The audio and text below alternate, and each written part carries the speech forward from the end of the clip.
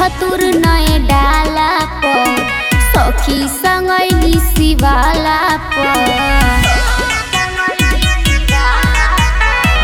भंगिया धतुर नए डाला पर सखी संगैली शिवाला पर भर सवनवा पूजब चरणवा आइब शिव के धाम।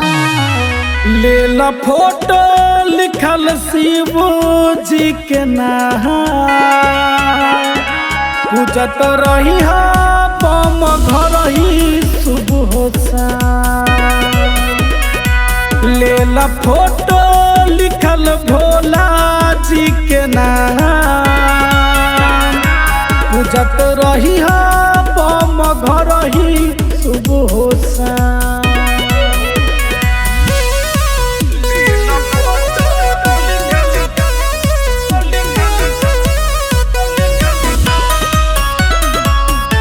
रिकॉर्डिंग आरो रिकॉर्ड्स पटोरी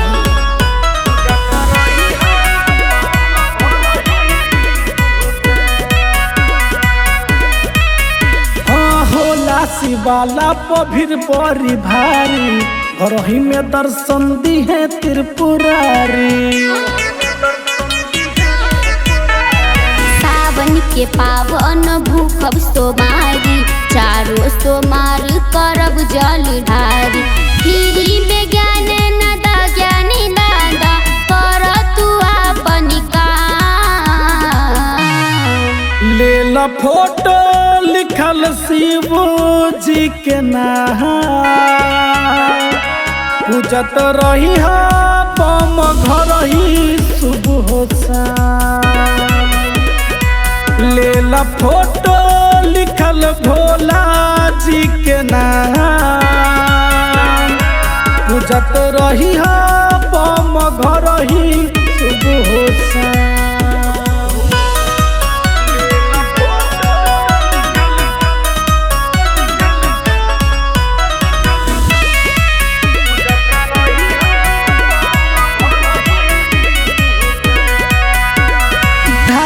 धुकी में झुलस जइबू रहनी गिर जाई लोटा भरल गंगा पानी। तन मन धन से पूजेली सोनाली हरदम साथ दिहे भोले दान दिल के बिगन जनी देरी लगावा होता शिवाला में जान। लेला फोटो लिखल शिव जी के नाम पूजत रही बम घर ही शुभ हो